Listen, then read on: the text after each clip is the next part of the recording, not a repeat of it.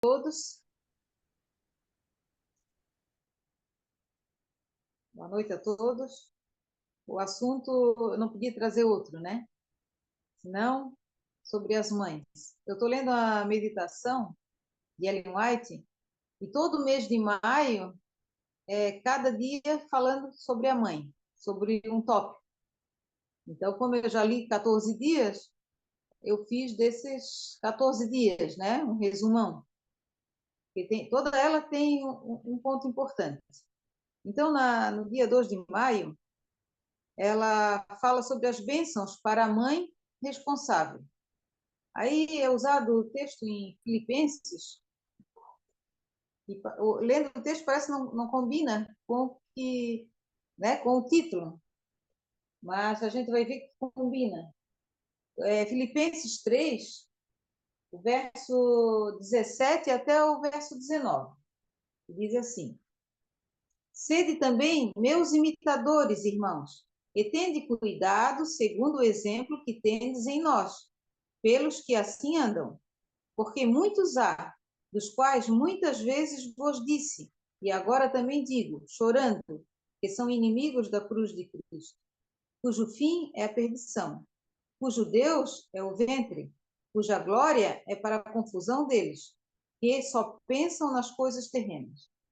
Então, a mãe que é responsável, o Noite diz, que ela vai fazer de tudo para que seus filhos vão bem. Aí diz o seguinte na meditação: mediante a condescendência com o apetite e a paixão, desperdiçam as energias e milhões se arruinam tanto para este mundo como para o futuro. E aí é o que combina com o texto aqui. Então, muitas pessoas que não buscam ser imitador de Cristo, né, elas vão buscar só o seu prazer.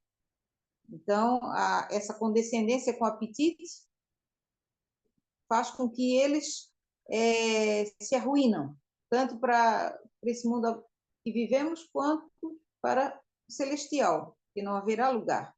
Diz que os pais devem lembrar que os filhos enfrentarão essas tentações, né? Mesmo antes do nascimento da criança, deve começar o preparo que a habilitará a combater com êxito a luta contra o mal. E a responsabilidade repousa especialmente sobre a mãe. Ela, de cujo sangue a criança se nutre e se forma fisicamente, comunica-lhe também influências mentais e espirituais e tendem a formar-lhe a mente e o caráter. Então, o que Deus diz para nós é que nós temos uma grande responsabilidade como mães. Já passei por duas gravidez e na época não pensava nada disso. O que eu podia fazer para melhorar, né? A única coisa que eu pensava assim, eu tenho que ser calma. Eu ainda sou, mas já está mais contido. Eu era muito brava, né? Muito ciumenta. Então tudo isso transmite para a criança, né? A disposição mental da mãe. E eu tinha esse mente assim, não, eu tenho que ser calma, né? Para ter um filho calmo. Então, só isso, mas eu não pensava que a alimentação influencia, né? Não tinha chegado a esse esclarecimento, a essa luz.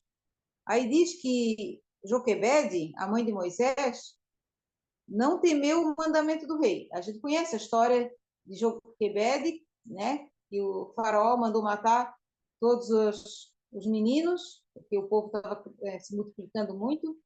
Então, aqueles pais, aqui ela diz que os pais, em Hebreus 11, 23, diz que eles foram corajosos, né? E esconderam a criança.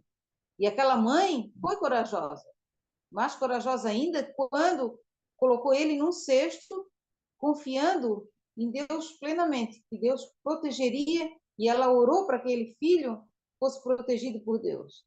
E Deus já o tinha escolhido e preservou aquela criança, né? E a filha do faraó achou, a gente conhece a história, que a própria mãe instruiu Moisés até uma idade de 10 anos. O Espírito de Profecia que diz isso. Então, ela instruiu o filho, que quando ele ficou adulto, ele preferiu a sofrer com o povo de Deus, com os seus irmãos, do que ter um lugar de destaque, né, no trono, ser um futuro faraó, ter aqueles bens, aquelas honras todas. Tudo por quê? Porque ele teve uma mãe responsável, teve uma mãe que confiava em Deus. Ana, todo mundo conhece. Ana foi uma mulher de oração e espírito abnegado, inspirada pelo alto, que deu à luz Samuel, a criança devidamente instruída, juiz incorruptível, fundador das escolas sagradas de Israel. Então, todos nós também conhecemos que Ana pediu a Deus, orou que não tinha filhos e dedicou aquele filho a Deus. Não devia ter sido fácil. Ela ensinou ele que ele iria morar na casa do Senhor, ia servir a Deus. E ela levou ele para Siló, e lá ele ficou sendo criado pelo profeta, né, pelo sacerdote Eli. Então, e essa mãe voltava para casa durante o ano, ela fazia as roupas que eram necessárias para ele.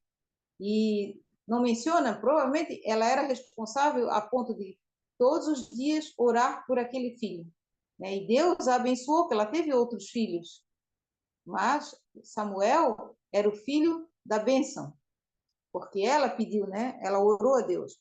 Isabel, a prima e amiga especial de Maria de Nazaré, que gerou o precursor do Messias. Aí outras mães, essas três mães aqui, estão nessa meditação, tá? Do dia 2 de maio. Foi tirada também da Ciência do Bom Viver. Outras mães que eu fiquei pensando, né? Tem, claro que tantos filhos que são mencionados na Bíblia tiveram uma mãe, né? Então, eu pensei na mãe de Timóteo. E Maria, né? A gente conhece a história. Depois, mais adiante, nós vamos falar novamente. Então, Eunice, ela criou Timóteo nos caminhos do Senhor. E Paulo, ele elogia, né? Tanto Eunice como a avó de Timóteo, Lloyd, porque elas criaram Timóteo no caminho de Deus. E eu também coloquei Esther, mãe de Obed, que foi avô de Davi, a mãe de Sansão, porque quando o anjo apareceu dizendo que ela teria um filho e dando as especificações, eles ficaram preocupados e de novo oraram a Deus pedindo como criar aquela criança. Então, era uma mãe responsável.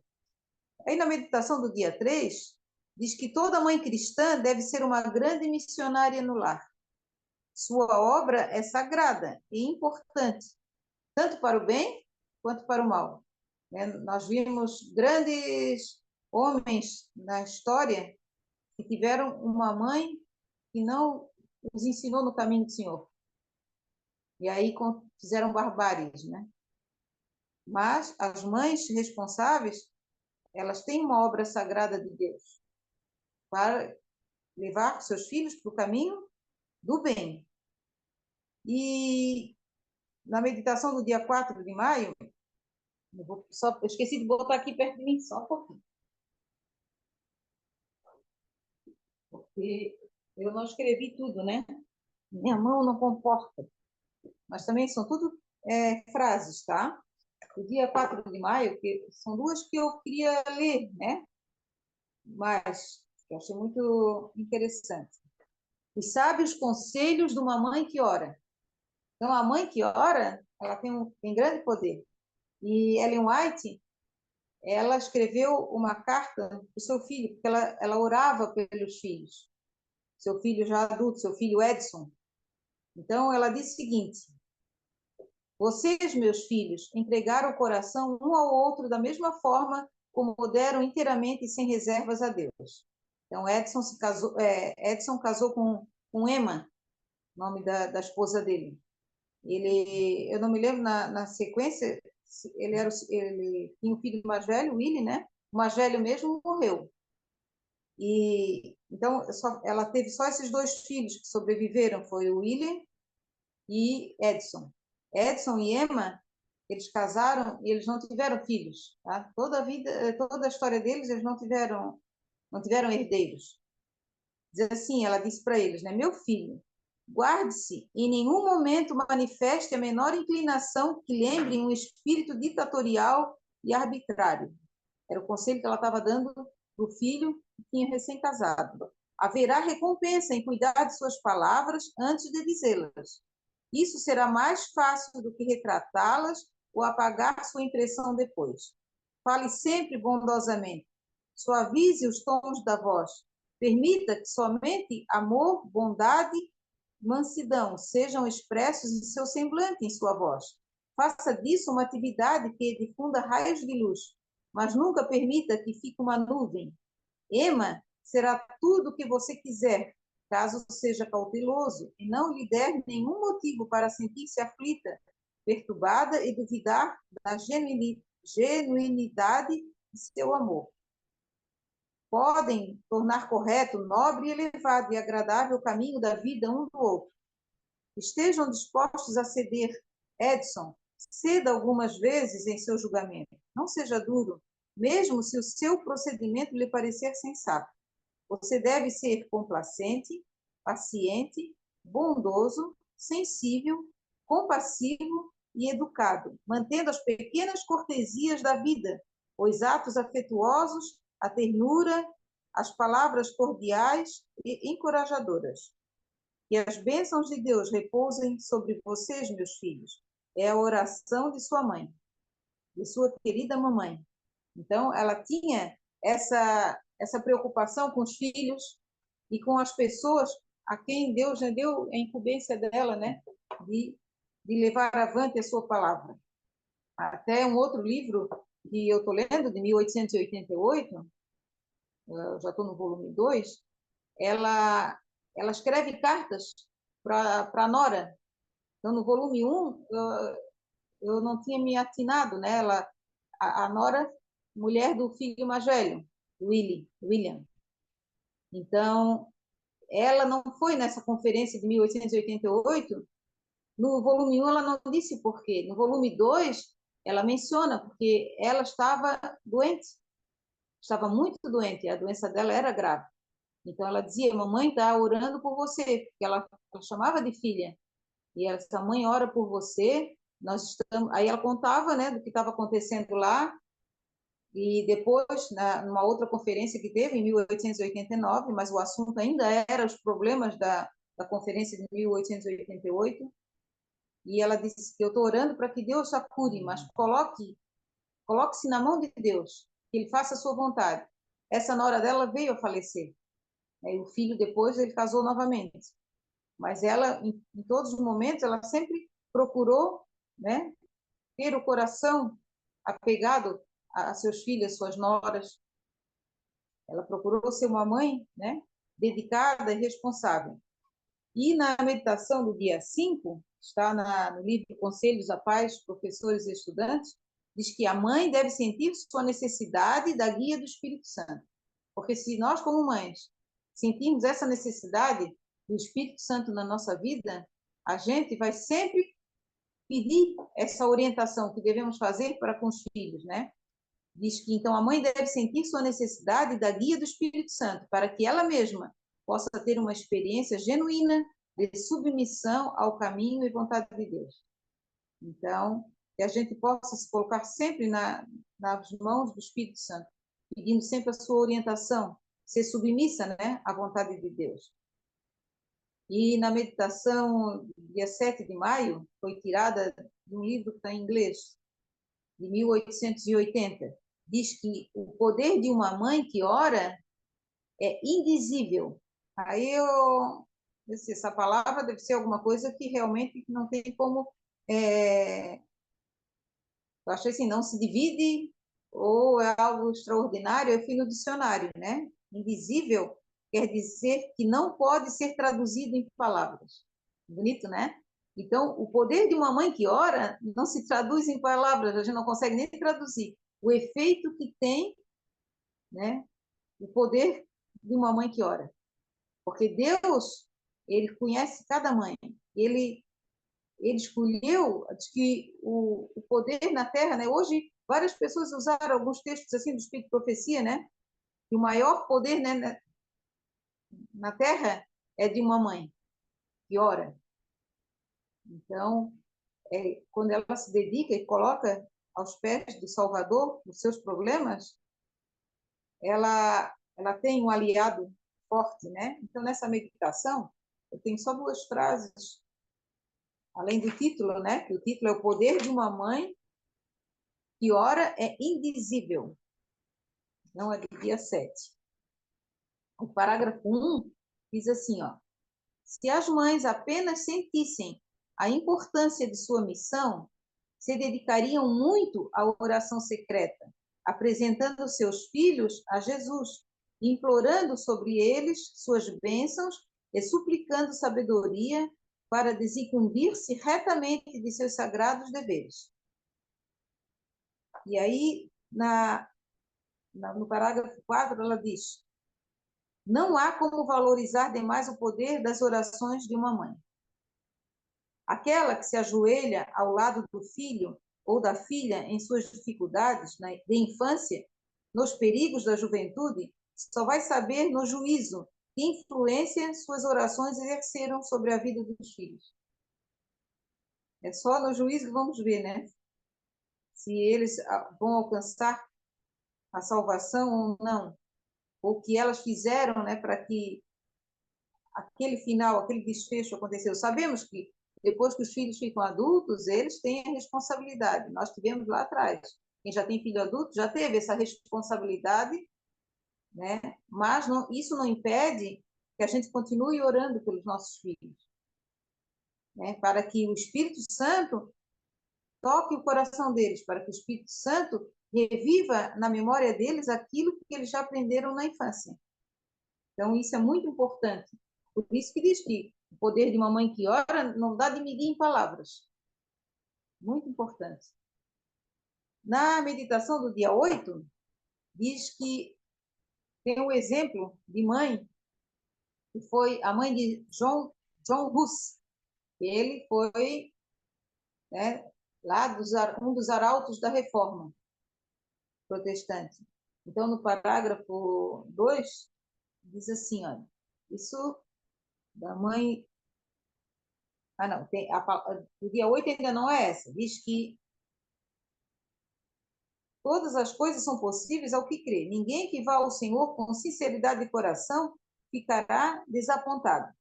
Então, a mãe que vai, né, que vai em oração a Deus não fica desapontada. A mãe de John Hus fez algo muito bonito e que ajudou muito ele.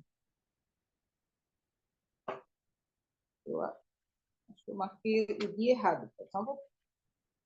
Eu achei tão bonito que John Hus, ele perdeu o pai ainda na infância. 9 de maio.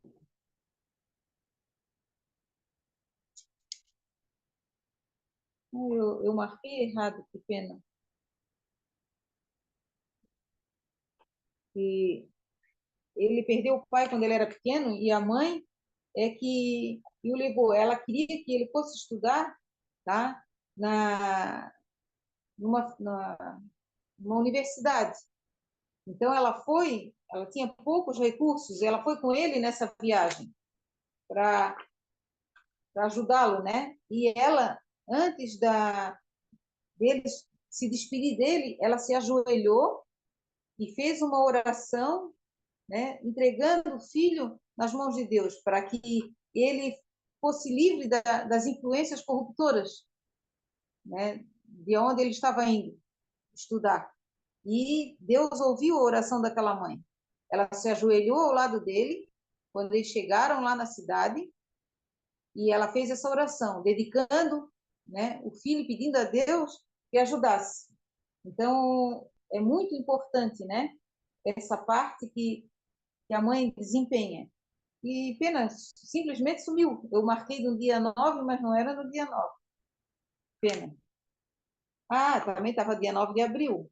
Ah, então tá certo. Então agora vamos chegar nessa parte. Estava em abril? Me perdi. João Rus era de humilde nascimento e cedo ficou órfão pela morte do pai. Sua piedosa mãe, considerando a educação e o temor de Deus como a mais valiosa das posses, procurou garantir essa herança ao filho. Rus estudou na escola da província, passando depois para a Universidade de Praga, onde teve admissão gratuita como estudante pobre. Sua mãe o acompanhou na viagem. Viúva e pobre, não possuía dádivas nem riquezas seculares para conceder ao filho, mas, ao se aproximarem da grande cidade, ajoelhou-se ao lado do jovem, sem pai, e invocou a bênção do Pai Celestial sobre ele. Mal imaginava aquela mãe como sua oração seria respondida. Então, ele se colocou sempre nos caminhos de Deus, né? Procurou ser fiel, anunciando a verdade, né? Proclamando a verdade. E no dia 10, fala sobre que Deus cuida das mães. Nosso Redentor cuida de nós. Diz que o compassivo Redentor tem vigiado sobre vocês com amor e simpatia, pronto para ouvir suas orações e dar-lhes a assistência de que precisam. Ele conhece o fardo de todo o coração materno, o melhor amigo das mães em cada emergência. Quando esteve na terra, aí agora nós vamos falar da mãe de Jesus. Ele teve uma mãe que lutou muito com a pobreza, com ansiedade e perplexidades, e simpatiza com cada mãe cristã em seus cuidados e ansiedades. Aquele que devolveu à viúva o único filho que a morte havia levado para a sepultura, se sente tocado hoje pelos ais das mães que perderam seus filhos. Ele não se esqueceu de sua mãe quando, em agonia, suspenso na cruz. Ele é o melhor amigo da mulher hoje. Está pronto a ajudá-las nas relações da vida. Então, que bonito, né? A gente ter essa confiança de que Jesus, ele é o nosso amigo. Ele sabe a dor das mães, os problemas que elas passam. E ele está pronto a nos ajudar. E no dia 11, fala que trabalho algum pode ser comparado com o da mãe. Então, diz que o rei no trono, a mãe ainda o trabalho dela é mais importante ainda do que o rei. Olha só. Por quê? Porque na infância a gente tem a responsabilidade, né, de passar a palavra de Deus às crianças, fazer com que eles amem a Jesus, encaminhá-los. E se eles não estão nos caminhos do Senhor, nós temos ainda a responsabilidade, que agora pesa sobre nós, e Jesus escuta os nossos ais, orando por esses filhos, para que eles se voltem para Deus. Então, diz que mãe, suplique a Deus por paciência. Está na meditação do dia 13. E as mães aqui do grupo sabem, quando eles são pequenos, mãe, mãe, mãe. E às vezes a mãe pode ficar assim, minha nossa, parece que não diz outra coisa, né? A gente, Deus me perdoe, né? Quando eles faziam isso, eu disse, parece que só existe mãe. E a gente reclama, né? Eu reclamava, porque eles não paravam, se brigavam, mãe, fulano, ó mãe. E aí Deus diz para nós assim, ó, suplique a Deus por paciência nesse momento. Eu não li isso antes, porque eu perdi a paciência e o chinelo cantava, de tanto que me chamava. E não era isso que Deus quer que a gente faça. Que a gente ore, peça a Deus na oração silenciosa e dê paciência, paciência. Porque eles também têm as perplexidades deles na infância, que para a gente pode parecer uma bobagem. Mas para eles é sério, é algo real. Então, que a gente deve dar ouvidos, né? Quem ainda tem filhos pequenos, a gente agora que tem netos, que a gente saiba compreender isso, né? E ter paciência com eles. E no dia 14, eu achei muito importante essa meditação, porque Deus sabe do trabalho que passam as mães. E a mãe, como já foi falado lá, Jesus se importou por aquela mãe que perdeu um filho. Né? Lá, ele ressuscitou aquele filho da viúva de Naim, devolveu a sua mãe. Mas acontece que outros filhos que falecem não voltam. Mas ele nos diz a promessa que lá nas mansões celestiais, esses filhos, né, que foram arrebatados pequenos, vão ser devolvidos às suas mães. E Ellen White, na Mensagens Escolhidas, volume 2, que foi feita essa meditação do dia 14, diz o seguinte, ela está dando um conselho para uma pessoa que perdeu um filho. E ela conta a experiência dela também, que ela perdeu. Se quando você relatou a experiência, ou seja, o falecimento de seu filho, de como você se prostrou em oração, submetendo à vontade, à providência do Pai Celestial, deixando com ele a solução do caso, meu coração de mãe se comoveu profundamente. Passei por experiência semelhante a essa, pela qual você acaba de passar. Então, essa mãe que perdeu o filho, ela se colocou na mão de Deus, né? E Deus, apesar do que o filho não sobreviveu, mas Deus comoveu. E Ellen White se comovia com isso porque ela tinha passado. Ela disse: aos 16 anos, meu filho mais velho ficou doente. Seu caso foi considerado grave. Ele nos chamou para junto do leito e disse: papai, mamãe, vai ser duro para vocês se separarem de seu filho mais velho. Se o Senhor achar por bem poupar minha vida por amor de vocês, então ficarei satisfeito. Se for para meu bem e para a glória do seu nome que minha vida se encerre agora, direi: bem-estar, minha alma. Papai, vá a sós, e mamãe, vá também a sós, e orem. Assim vocês receberão uma resposta de acordo com a vontade do meu Salvador, a quem vocês amam e eu também. E experiência, né, espiritual que esse filho estava, né, diante de Deus, que ele pediu para os dois, porque se os dois fossem orar juntos, eles iam implorar pela cura, né? Então o rapaz se colocou nas mãos de Deus e disse: não, vocês vão e orem separados. Vocês orem, Deus vai conceder. E fizemos como ele havia pedido. E nossas orações foram em todos os pontos semelhantes às orações que você fez. Então, tanto ela quanto o marido colocaram nas mãos de Deus. O caso do seu filho, chamava Henrique. Não recebemos evidência de que nosso filho se restabeleceria. Ele faleceu quando a inteira confiança de sua vida em Jesus, nosso Salvador. Sua morte foi para nós um duro golpe, mas também foi uma vitória, mesmo diante da morte, pois sua vida estava escondida com Cristo em Deus. Antes da morte de meu filho mais velho, meu bebê adoeceu de morte. Oramos pensando que o Senhor nos pouparia nosso queridinho. Mas fechamos seus olhinhos na morte e colocamos para descansar em Jesus até que o doador da vida venha despertar os seus preciosos entes queridos para a gloriosa imortalidade. Esse filho, Henrique, que faleceu, tinha 16 anos, ele ainda disse que ele queria ficar junto com o seu irmãozinho, se chamava Ebert, que tinha falecido. Tinha pouco tempo de vida. Ele disse: mamãe, eu quero ficar ao lado do meu irmão, para que no dia da manhã da ressurreição possamos estar juntos. Então ele tinha uma grande fé. E o que isso leva para nós? É que a gente, como mãe, como pais, a gente coloque sempre nas mãos de Deus. Nos colocar sempre sobre a guia do Espírito Santo. Pedir, e num momento assim de dificuldade, entregar realmente a Deus, né? Eu tive a graça que, quando a Débora estava a ponto, né, de morrer, quando aquela vez, ela, ela dizia que queria voltar para a igreja. Talvez, eu não sei, o coração dela vai ver se não estava, porque Deus conhece, não estava pronta realmente, porque ela esteve no mundo e ali com medo de morrer, ela dizia isso. E eu cheguei em casa no dia mais crítico, e realmente coloquei na mão de Deus, porque eu queria que ela vivesse. Quando ela era criança, eu sempre pedia: não deixe ela morrer na cirurgia, quando ela fez com 11 anos.